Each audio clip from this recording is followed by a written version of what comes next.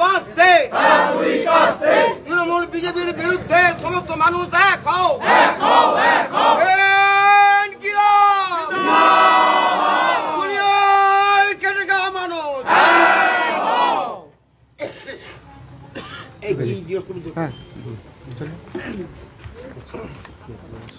যাও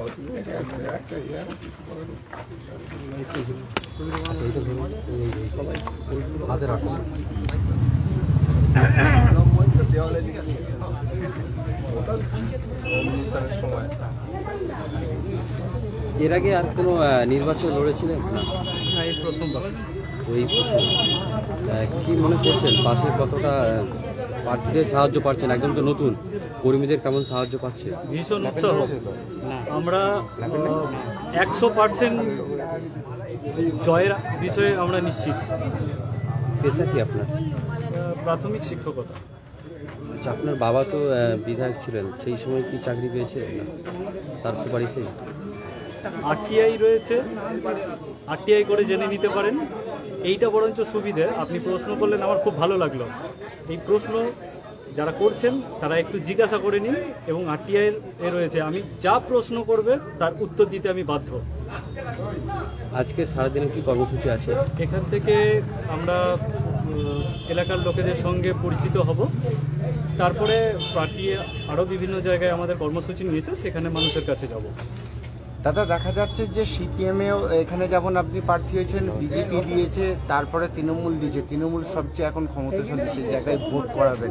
কতটা মনে করছেন নিরাপদভাবে ভোট মানুষ দিতে পারবেন? কি বলবেন এই বিষয়ে? ভোটটা দিতে দিক, তারপরে খেলা দেখবেন অন্য কিছু। লড়াইয়ের ময়দানে আমরা রয়েছি, ভোটটা একবার দিতে দিন, ফল অন্যরকম রয়েছে। সঠিকভাবে কি ভোট করাতে পারবে মনে হচ্ছে? চেষ্টা তো অবশ্যই করছি আমরা, করবো তো নিশ্চয়ই। প্রশাসনের উপর কতটা, নির্বাচন কমিশনের উপর কতটা? প্রশাসনের ওপর আমরা আশ্বাস রেখে আমরা কাজ করি না। আমাদের কর্মীরাই রয়েছে, সেই কর্মীরাই যথেষ্ট পরিমাণে শক্তি পাবে। বুথ আগলে রাখবেন আপনারা সেরকম? অনেক সময় তো বুথ দখল হয়ে যাচ্ছে দেখা গেছে। আমরা সেরকমভাবে তৈরি হয়েছি, দেখা যাক, আসুক। জবাব দেবেন এবারে? অবশ্যই। মূলত এজেন্ডা আপনাদের কি থাকবে মানুষের কাছে? আমরা আরামবাগে যেখানে আছি, যেখানে আমরা বসবাস করি, এই আরামবাগ মানুষের প্রধান পেশা হচ্ছে কৃষিকাজ। তাই কৃষির ওপরে আমাদের, যারা কৃষকরা ফসলের দাম পাচ্ছে না, তাদেরকে আমরা ফসলের দাম যাতে সঠিক পায়। আর আমাদের এই মূলত এই রূপনারায়ণ বলুন, আমাদের ওই দিকটা রয়েছে দামোদর, মুন্ডেশ্বরী, এইগুলো যে নদী ভাঙন হয়, তার ফলে চারিদিক প্লাবিত, প্রচুর কৃষক বলুন তারা বন্যায় ক্ষতিগ্রস্ত হয়, তাদের দিকটা যাতে সুরক্ষা করা যায় সেই বিষয়ে আমরা দেখব। একদিকে তৃণমূলের হচ্ছে মিতালি বাগ, আর অপরদিকে হচ্ছে বিজেপির অরূপকান্তি দিগার, আর তার মাঝেই আপনি হচ্ছে সিপিএম থেকে এখানে মনোনীত প্রার্থী। তো কতটা আশাবাদী? খুব 100% বললাম তো। আমাদের নীতি নিয়ে আমরা লড়াই করছি, প্রার্থী আমার কাছে কোনো মূল্য নেই। বামপন্থী দলের নীতি একটা খুব গুরুত্বপূর্ণ বিষয়। আমরা দেখেছি যে আরামবাগে বহু লড়াকু সিপিএম বা বাম দলের নেতারা আছে, এবং বামেদের পক্ষ থেকে যেটা বলা হয় যে পরিবারতন্ত্রের বিরুদ্ধে তাদের একটা আমরা দেখিনি কোনো, কিন্তু আপনার বাবা বিধায়ক ছিলেন খানাকুলের দুবার, এবং সেই পরিবারের সুযোগটাই কিন্তু আপনাকে এই জায়গাটা দিল। অন্যদের যারা লড়াকু যেসব নেতা মাটি থেকে যারা উঠেছেন তারা পেলেন না, আপনি পেয়ে গেলেন। তারাই তো আমার নাম প্রস্তাব করেছে, ওরাই তো আমার কর্মী। আমি তো লড়ছি না, লড়ছে তো ওরা। আমাকে কেবলমাত্র মুখটা দিয়েছে, পার্টি আমাকে সিদ্ধান্ত নিয়েছে।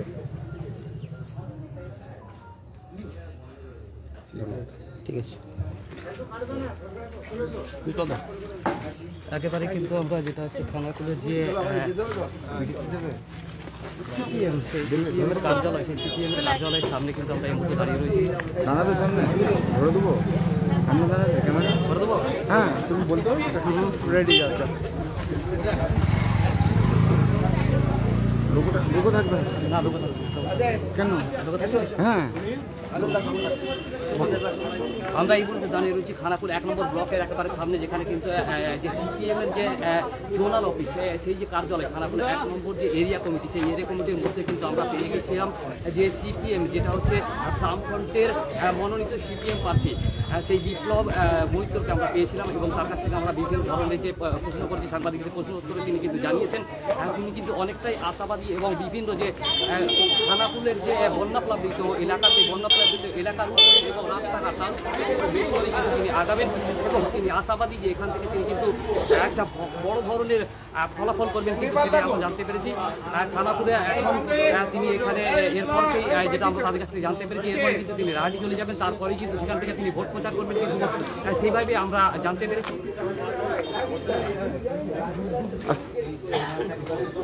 তো এখন আমরা খানাকুল 1 নম্বর ব্লকের পাশেই কিন্তু আমরা দাঁড়িয়ে রয়েছি, সেখানে কিন্তু আমরা প্রার্থীকে পেয়েছিলাম এবং সেই প্রার্থীর কাছ থেকে আমরা বিভিন্ন ধরনের উত্তর পেয়েছি। খানাকুল থেকে লালটু মল্লিক, আজ বাংলা।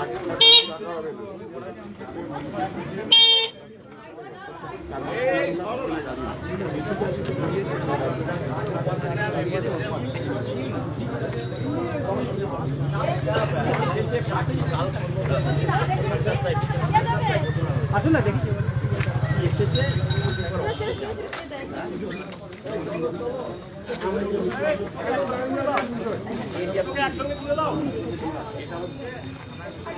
কেন্দ্র বা রাজ্য কোথাও আপনারা ক্ষমতা নেই, তা সত্ত্বেও ভোটাররা আপনাদেরকে কেন ভোট দেবেন? আমরা বিভেদ চাই না, মানুষে মানুষে বিভেদ চাই না, ধর্মে ধর্মে বিভেদ চাই না, সকলে একসঙ্গে থাকতে চাই, এই তো। আচ্ছা, আপনার বাবা 3 বার অর্থাৎ 15 বছরের বিধায়ক ছিলেন, সেই অভিজ্ঞতাটা কি একটা কাজে লাগবে? আমার বাবা বিধায়ক ছিলেন বলে সেই অভিজ্ঞতা নয়, আমাদের প্রত্যেক কমরেডের অভিজ্ঞতা আমার কাজে লাগবে।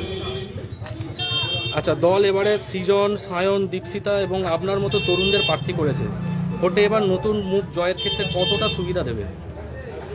মুখটা কোনো ফ্যাক্টর নয়, আমাদের কর্মীরাই ফ্যাক্টর।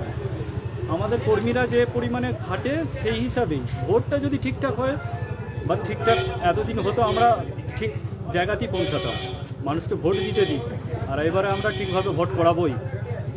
আচ্ছা, আপনি কত সালে সিপিএমে যুক্ত হয়েছেন? আমি 2006 সালে।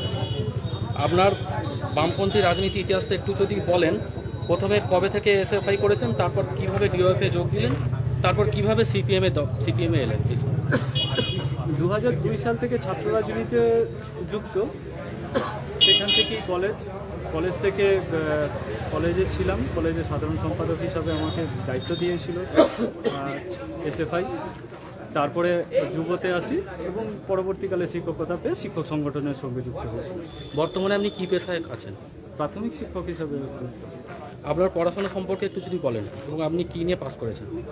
আমি মূলত 10ম শ্রেণী রাধানগর বীরেশ্বর উচ্চ বিদ্যালয় থেকে এবং পরে রাজা রামমোহন রায় মহাবিদ্যালয়ে পড়াশোনা করি। সর্বশেষ ভোটার দিকে আপনি কী বার্তা দেবেন?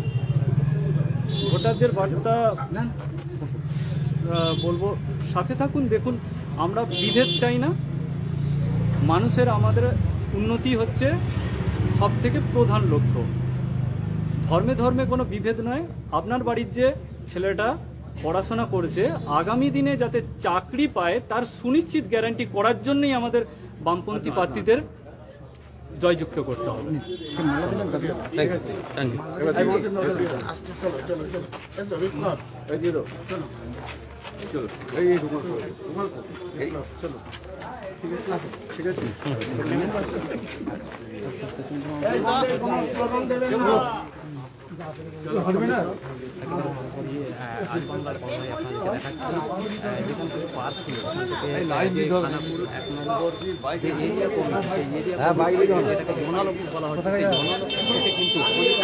একেবারে তিনি বেরোচ্ছেন, যেটা হচ্ছে তিনি রাজহাটি যাবেন এবং রাজহাটি থেকেই তিনি প্রচার করবেন এবং এই যে জোনাল অফিস, এই জোনাল অফিস থেকেই কিন্তু তিনি এখানে সাংবাদিকদের মুখোমুখি হয়েছেন এবং সেই সাংবাদিকদের মুখোমুখি হওয়ার পরেই তিনি এখন রাজহাটির উদ্দেশ্যে যাচ্ছেন, যেখান থেকে তিনি প্রচার করবেন, ভোট প্রচারে শুরু করবেন।